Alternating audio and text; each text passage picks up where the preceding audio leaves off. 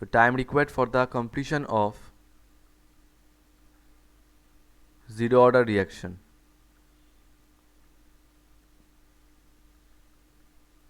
ঠিক আছে, তো আমরা তো জানি, we know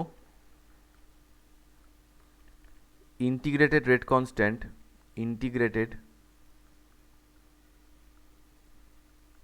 constant for zero order reaction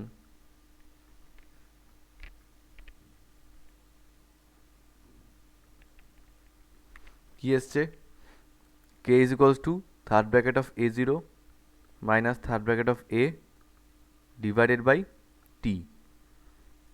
টিটাকে এদিকে নিয়ে যাচ্ছি, t is equals to third bracket of a0 minus third bracket of a divided by k. এবার আমার একটা কথা বলো, রিয়াকশানটা পুরোপুরি কমপ্লিট হতে গেলে for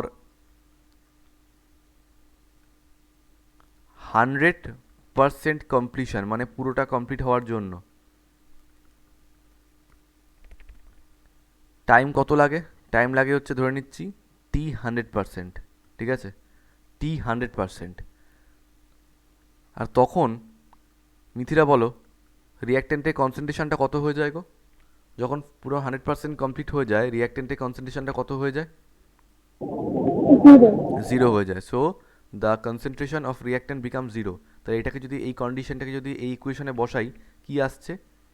T 100% is equals to আসছে হচ্ছে third bracket of a0 minus third bracket of এর জায়গায় বসে যাচ্ছে 0 divided by K. So T 100% is equals to এলো হচ্ছে third bracket of a0 by K. So এখানটা আমরা দেখতে পাচ্ছি 100% কমপ্লিশনের জন্য টাইম কত লাগছে, third bracket of a0 by K. তো হাফ লাইফের জন্য 50% কমপ্লিশনের জন্য আমাদের টাইম লেগেছিল, 50% কমপ্লিশনের জন্য আমাদের টাইম লেগেছিল a0 by 2k, where k is the rate constant, okay. আর 100%-এর জন্য লাগলো হচ্ছে a0 by k, a0 by k। তো যদি আমি এখানটা এইভাবে করি যে t 100% by t 50% is equals to কী হবে, a0 by k divided by a0 by 2k। K K কেটে গেল, a0 কেটে গেল, শুধু 1/1/2 পড়ে রইল, তাই তো? 2টা উপরে উঠে গেলে কি হয়ে যাবে, শুধু 2 হয়ে যাবে।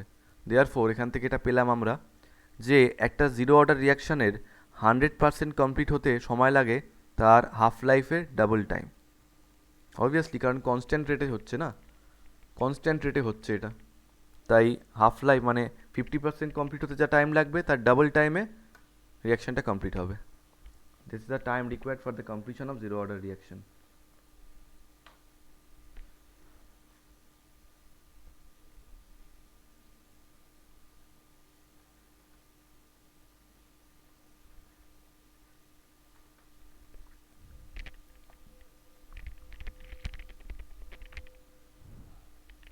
ঠিক আছে, মুছে দিলাম,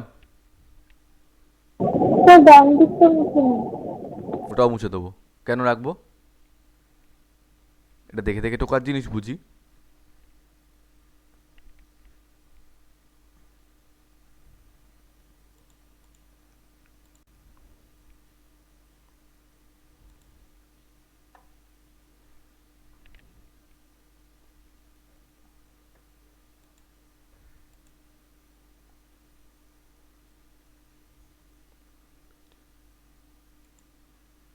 দিলাম মুছে। আচ্ছা, এবার জিরো অর্ডারের কিছু প্লট আছে, ঠিক আছে? লিখো graphical representations of zero order reaction, graphical representation of zero order reaction.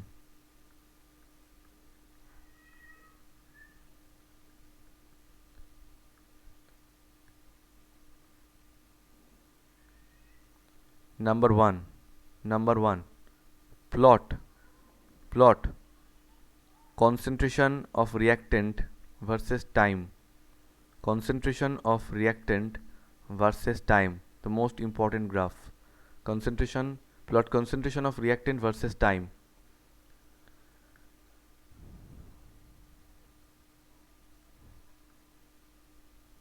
ঠিক আছে, অনেক সময় কোশ্চেন দেয় যে determine the integrated rate constant for zero order reaction and plot the concentration of reactant versus time। তখন এই পুরো ডেরিভেশনটা করে এই যে ইকুয়েশনটা আসছে K is equals to third bracket of A zero minus third bracket of A by T, এতটা করতে হবে।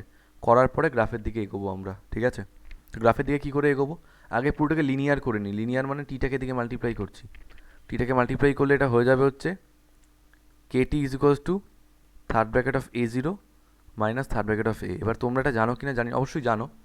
এই যে আমরা গ্রাফ ড্র করি না, এই যে এক্স অ্যাক্সিস আর ওয়াই অ্যাক্সিস, সবসময় জানবে এক্স অ্যাক্সিসে রাখা হয় হচ্ছে কজটাকে। ঠিক আছে, এক্স অ্যাক্সিসে রাখা হয় কজ, আর ওয়াই অ্যাক্সিসে রাখা হয় হচ্ছে এফেক্টকে। বা সত্যি কথা বলতে গেলে এটা এটা বলা উচিত যে এক্স অ্যাক্সিসে রাখা হয় হচ্ছে ইন্ডিপেন্ডেন্ট টার্মটাকে, ইন্ডিপেন্ডেন্ট, আর এখানটা রাখা হয় হচ্ছে ডিপেন্ডেন্ট টার্মটাকে। ঠিক আছে, ইন্ডিপেন্ডেন্ট টার্ম আর ডিপেন্ডেন্ট টার্ম। তার মানেটা কি, কোনো একটা রিয়াকশান যখন হয় রিয়াকশানে ডিপেন্ডেন্ট টার্ম কোনটা, কনসেন্ট্রেশন, আর ইন্ডিপেন্ডেন্ট টার্ম কোনটা, টাইম। টাইমের উপরে কনসেন্ট্রেশনটা ডিপেন্ডেন্ট, কনসেন্ট্রেশনের উপরে টাইম ডিপেন্ডেন্ট নয়। রিয়াক্টেন্টের কনসেন্ট্রেশন কী রেটে কমছে কী রেটে বাড়ছে তার উপরে কিন্তু ডিপেন্ড করছে না কনসেন্ট্রেশনটা, তাই না, সরি টাইমটা। টাইম কতটা বাড়ছে বা কমছে তার উপর ডিপেন্ড করছে কনসেন্ট্রেশন, জিনিসটা খেয়াল রেখো।